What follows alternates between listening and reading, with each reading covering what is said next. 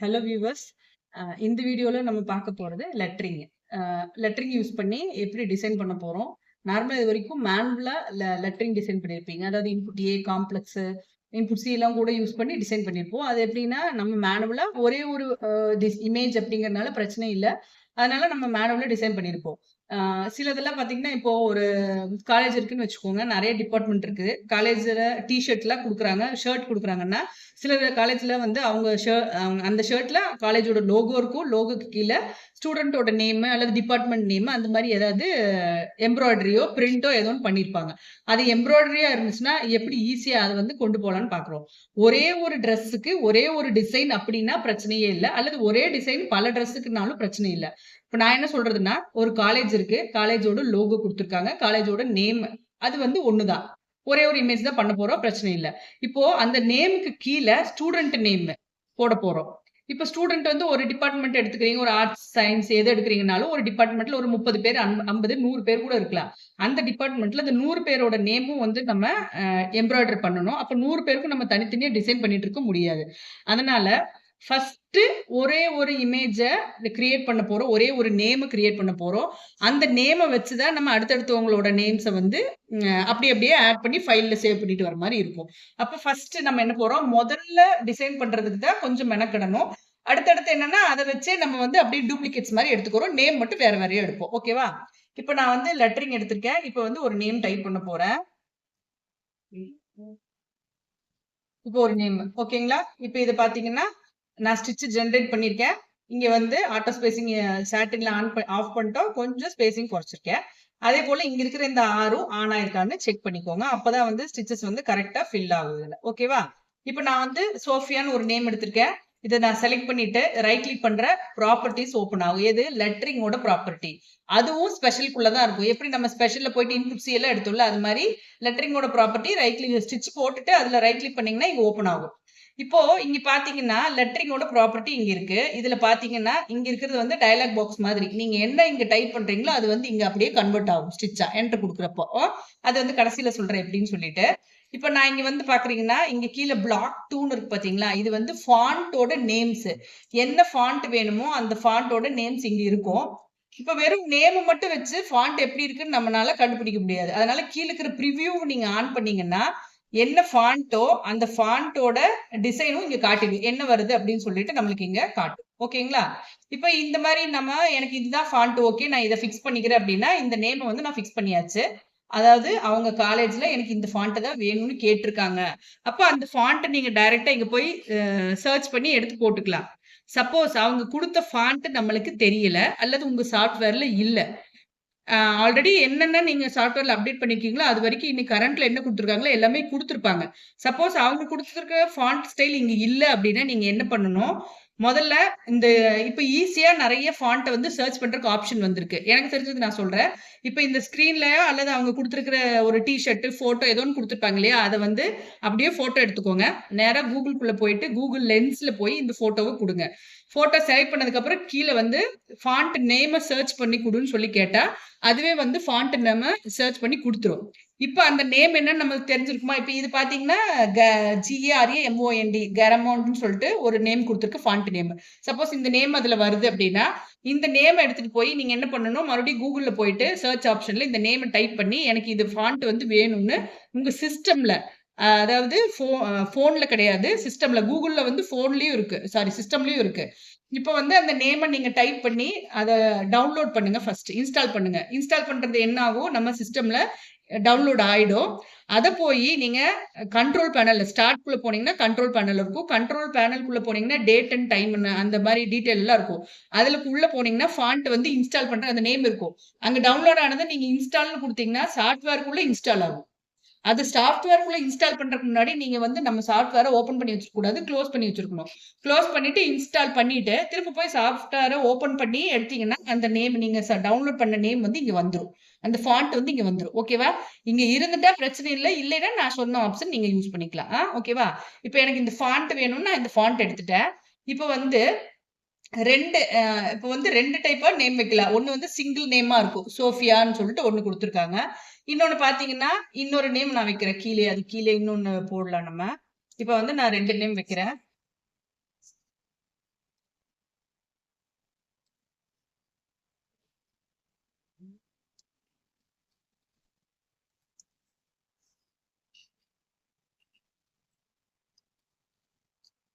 2 name. இப்ப கோபாலகிருஷ்ணன் இருக்குதுன்னு வச்சுக்கோங்க. இதுக்கு வந்து இங்க 2 நேம் இருக்கு. இன்னொன்னு வந்து சிங்கிள் நேம் கொடுத்துருக்கோம் நம்ம இல்லையா? ஒண்ணு இப்ப சிங்கிள் நேம் இருக்கிறது பிரச்சனை இல்ல.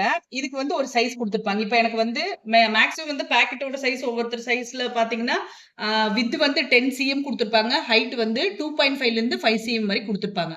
நான் இப்ப வந்து இதுக்கு வந்து நான் 10 சிஎம் குடுக்குறேன்னு வச்சுக்கோங்க. 10 சிஎம்னா எவ்வளோ இங்க வித் 100.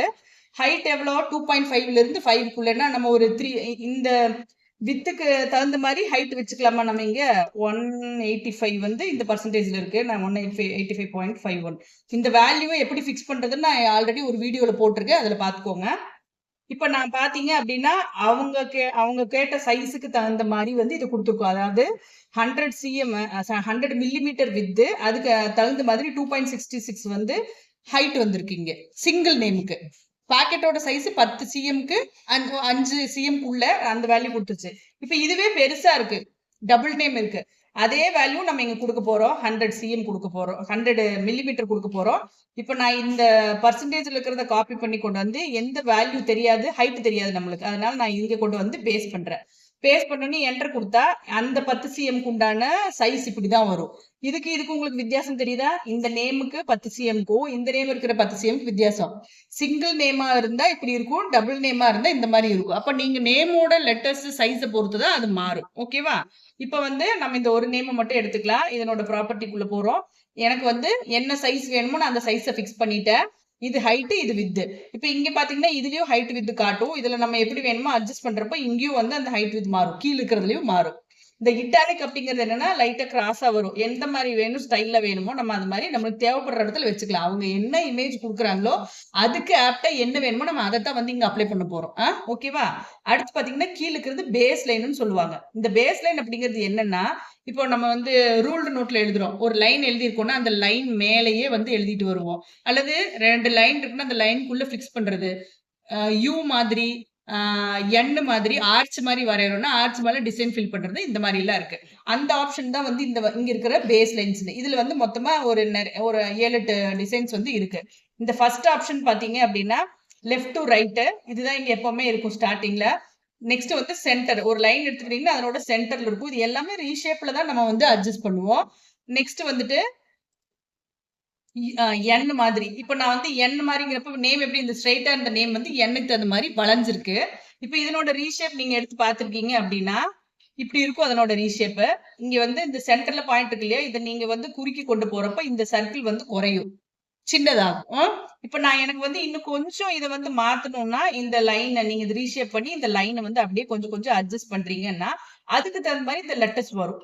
எனக்கு வந்து இப்படிதான் வேணும் அப்படிங்கறத நீங்க தான் டிசைட் பண்ணணும். என்ன மாதிரி ஷேப் வேணுங்கிறது நீங்க தான் டிசைட் பண்ணணும். இதுல இடையில வந்து பாயிண்ட்ஸ் எல்லாம் ஆட் பண்ணி இந்த லைனை வந்து உடைச்சு ஷேப் மாத்த முடியாது. அவங்க என்ன பேஸ் லைன் கொடுத்துருக்காங்களோ அந்த பேஸ் லைன் மட்டும் தான் நீங்க வந்து இங்க அப்ளை பண்ணுவீங்க. ஓகேவா?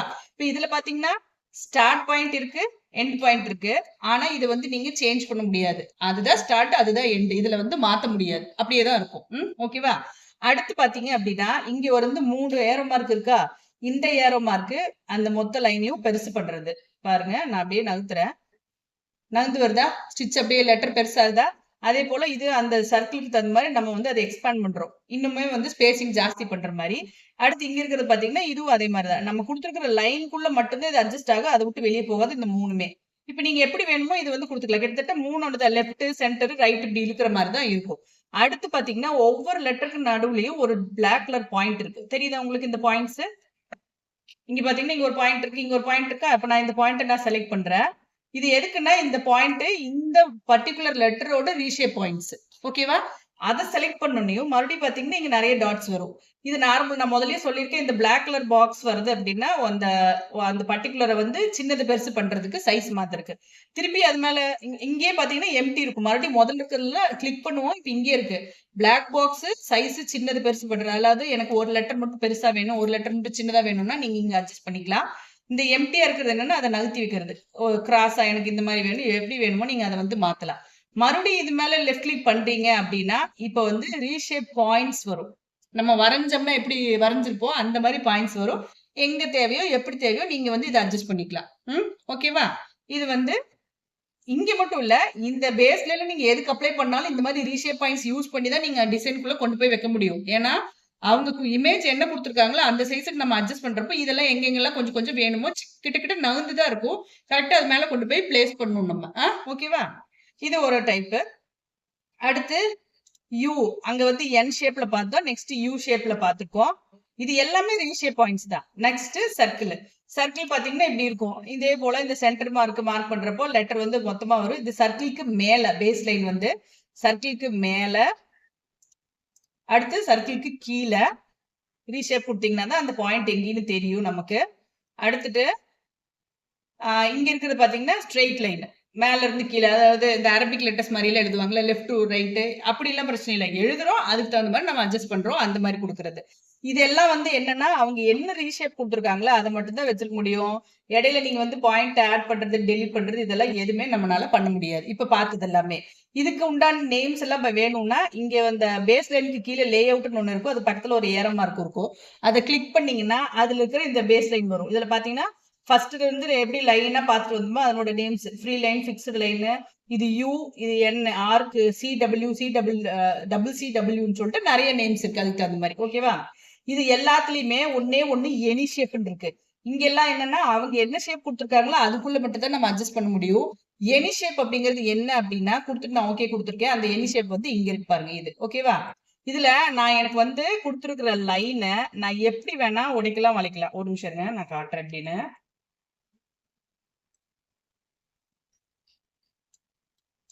இப்ப நார்மலா இருக்கு. இதுல வந்து நான் எனி ஷேப் கொடுக்க போறேன். எனி ஷேப் ஆன் பண்ணிட்டேன். ஓகேவா? நான் ரீஷேப் கொடுத்துருக்கேன் இப்போ. இப்போ எனக்கு முதல்ல இந்த லைனு மேல இருக்கு. எனக்கு கீழ இருந்தா ஈஸியா இருக்கும், சென்டர்ல இருந்து ஈஸியா இருக்கும்னு நீங்க அத டிசைட் பண்ணிக்கோங்க. அதுக்கு என்ன பண்ணணும்னா, இந்த லேயர்க்குள்ள மறுபடியும் போயிட்டு, இந்த பொசிஷன் இருக்குது பாத்தீங்களா? இதுல 3 கோடு இருக்கும். ஒண்ணு வந்து லைனுக்கு கீழ இருக்கு, லெட்டரிங்க்கு கீழ, லெட்டரிங்க்கு மேல, சென்டர்ல. இப்ப எனக்கு சென்டர்ல இருக்கிறது ஈஸியா இருக்கும்னா, நான் வந்து சென்டர்ல இருக்கிறது ஈஸியா எடுத்துட்டு ஓகே குடுத்துட்டேன். இப்ப ரீஷேப் குடுத்து இந்த லைன் எங்க இருக்கும்? லெட்டரோட சென்டர்ல இருக்கா? சென்டர்ல இருக்க லெட்டர நான் சொன்ன மாரி தான் சைஸ் சின்னது பெருசு பண்றது இது எல்லாமே இந்த ஆப்ஷன் தான். இந்த டூல்ல இந்த என் ஷேப்ல குடுக்குற ரீஷேப்ல மட்டும் தான் என்னால லைன மாத்தி மாத்தி குடுக்க முடியும். என்னால லைன மாத்தி மாத்தி குடுக்க முடியும். ஓகேவா? நான் பாருங்க, நான் இப்ப வந்து சும்மா இடையில பாயிண்ட்ஸ் ஆட் பண்ணியிருக்கேன். இதுக்கு முன்னாடி எதுலயுமே பாயிண்ட் ஆட் பண்ண முடியாது. நான் இப்ப வந்து வளைக்கிறேன். எனக்கு இந்த மாரி வேணும். எனக்கு லெட்டர் வந்து இப்படி வேணும் அப்படின்னா, நீங்க எப்படி குடுக்குறீங்களோ அதுக்கு தகுந்த மாரி உங்க லெட்டர்ஸ் வளைஞ்சு வரும். இந்த நேம் போர்ட்ல எல்லாம் பாத்தீங்கன்னா நெறைய அப்படியே வளைச்சு வளைச்சு கொண்டு போயிருப்பாங்க. ஒவ்வொன்னும் ஒவ்வொரு சைஸ்ல இருக்கும். இதையும் நீங்க அட்ஜஸ்ட் பண்ணணும்னா எனக்கு இப்படி வேணும், இப்படி எப்படி வேணுமோ இத வந்து நீங்க ரீஷேப் குடுத்து மாத்திக்கலாம். ஓகேவா? இது எல்லாமே எங்க இருக்கு? பேஸ் லைன்ல இருக்கிறத யூஸ் பண்ணி தான் வருது. எனி ஷேப் மட்டும் தான் உங்களுக்கு எப்படி வேணுமோ அந்த லைன உடைச்சு வளைச்சுக்கலாம். இப்ப எனக்கு இந்த ஒரு நேம்ல நான் இத்தன பண்ணியிருக்கேன். ஓகேவா? நேரா வேணும், கிராஸா வேணும், ஒரு லெட்டர் இப்படி இருக்கணும், அப்படி இருக்கணும்னு சொல்லிட்டு நான் அந்த ஒரு நேம தான் நான் இவ்வளவும் பண்ணியிருக்கேன். இதுல பார்த்தீங்க அப்படின்னா, லெட்டர் ஸ்பேசிங் ஒரு லெட்டருக்கு இன்னொரு லெட்டருக்கு உண்டான ஸ்பேசிங் என்னவோ அத வந்து அட்ஜஸ்ட் பண்ணிக்கலாம் நம்ம. எனக்கு இன்னும் கொஞ்சம் வேணும்னா, வேர்ட் ஸ்பேசிங் நம்ம வந்து இப்ப டபுள் நேம் எழுதிட்டு இருந்தோம் இல்லையா முன்னாடி, அந்த மாரி வேர்ட் ஸ்பேசிங், லைன் ஸ்பேசிங்ங்கிறது எப்படின்னா, சும்மா அந்த டீ ஷர்ட்ல பேராகிராஃப் மாரி ஒரு போயம் மாதிரி எல்லாம் டைப் பண்ணி எம்ப்ராய்டரி பண்றதெல்லாம் இருக்கு. அப்படி லைன்ல வேணும்னா லைன் ஸ்பேசிங் என்ன இதுல வந்து அட்ஜஸ்ட் பண்ணிக்கலாம் நம்ம. ஓகேவா? இப்போ இது எல்லாமே எனக்கு இதுதான் வேணும். இந்த ஆப்ஷன் இது எல்லாமே இந்த ஒரு இமேஜ்க்கு தான் நம்ம இத்தன பண்ணியிருக்கோம். என்ன பண்ணோம்? முதல்ல என்னல பேரோ அந்த பேர சூஸ் பண்ணிட்டீங்க. ஃபர்ஸ்ட் என்ன ஃபாண்ட் வேணுமோ அந்த ஃபாண்ட் எடுத்திருக்கீங்க. ஹைட் விட்த் வேணுமோ ஹைட் விட்த் எடுத்திருக்கீங்க. இட்டாலிக் வேணும்னா இட்டாலிக் மாத்திருக்கோம். பேஸ் லைன் என்ன வேணுமோ அத எடுத்து வச்சாச்சு. இது எல்லாம் பண்ணி முடிச்சாச்சு. இதுதான் ஃபர்ஸ்ட் ஒன்னு. 100 பேர் இருக்குன்னா 100ல ஒருத்தருக்கு மட்டும் தான் எடுத்து வச்சிருக்கோம். ஒரு நேம் தான் எடுத்திருக்கோம். இப்ப இத வந்து நீங்க வந்து சேவ் ஆஸ் குடுத்து, இதுக்குன்னு ஒரு தனியா நியூ ஃபைல் கிரியேட் பண்ணி அங்க ஆட் பண்ணியிருப்பீங்க. ஆட் பண்ண ஃபைல நான் திரும்ப இப்போ ஓப்பன் பண்ணி வச்சிருக்கேன். நியூ ஃபைல ஓப்பன் பண்ணி வச்சிருக்கேன்னு வச்சுக்கோங்க. இப்ப அடுத்த நேம் நான் வந்து குடுக்க போறேன். அடுத்த நேம் வந்து ஏதாவது ஒரு நேம் நம்ம குடுக்குறோம்னு வச்சுக்கோங்க. குடுத்துட்டு நான் இங்க பாத்தீங்கன்னா அப்டேட் டெக்ஸ்ட்ன்னு குடுக்குறேன். அப்டேட் டெக்ஸ்ட் குடுத்துட்டேன்னா, நம்ம ஃபர்ஸ்ட் எப்படி குடுத்துருக்கோமோ அதுக்கு தகுந்த மாரி இது எல்லாமே மாறிக்கும். சைஸ்ல இருந்து எல்லாமே கொண்டு வந்துரும். ஓகேவா? நீங்க ஒண்ணுமே இல்ல. இப்ப இது என்னன்னா, இது இன்னொரு ஃபைலா சேவ் பண்ண போறோம். ஃபர்ஸ்ட் ஃபைல் கூட சேவ் பண்ணக்கூடாது. அப்போனா அந்த இமேஜ் டெலீட் ஆயிடும். சேவ் ஆஸ் குடுத்து ஃபர்ஸ்ட் கிரியேட் பண்ணி டெலீட் சேவ் பண்ண மாதிரியே, இதுக்குன்னு தனியா இன்னொரு ஃபைல் கிரியேட் பண்ணி வச்சுக்கணும். இவங்க பேர் இப்ப வந்து ஃபர்ஸ்ட் சோஃபியான்னு இருந்தது. அடுத்தது வந்து லாவண்யான்னு இருக்குன்னா, அந்த நேம் நீங்க டைப் பண்ணுங்க. டைப் பண்ணி அத போய் இன்னொரு ஃபைலா சேவ் பண்ணி வச்சுக்கோங்க. அப்போ 100 பேர் இருக்குன்னா, 100 பேரோட நேமும் இங்க டைப் பண்ணி ஃபைலையும் 100 ஃபைல சேவ் பண்ணும். அப்படி ஞாபகம் வச்சுக்கோங்க. ஓகேவா? இதுல ஸ்பெஷல் கேரக்டர்ஸ் வந்து ஆட் பண்ணணும்னா எப்படின்னா இந்த ஹேஷ்டேக் ஸ்டாரு வேற மாதிரி இல்ல சும்மா எல்லாம் கொடுப்பாங்க இல்லையா அந்த மாதிரி வேணும்னா நம்ம நார்மலா டைப் பண்ணும் போதே கீபோர்ட்ல வச்சு டைப் பண்ணிக்கலாம். அப்படி இல்லைன்னா இங்க இன்சர்ட் சிம்பிள்னு ஒரு ஆப்ஷன் இருக்கு. இதுல இவங்க இது எல்லாமே கொடுத்துருப்பாங்க. எனக்கு இது எங்க வேணும்னு ஃபர்ஸ்ட் டிசைட் பண்ணுங்க. எனக்கு வந்து இப்ப இந்த இடத்துல வேணும்னா இங்க பாத்தீங்கன்னா இந்த UEFU இருக்கா, இதுக்கு பக்கத்துல ஒரு ஸ்டார் வரணும்னு நினைக்கிறேன்.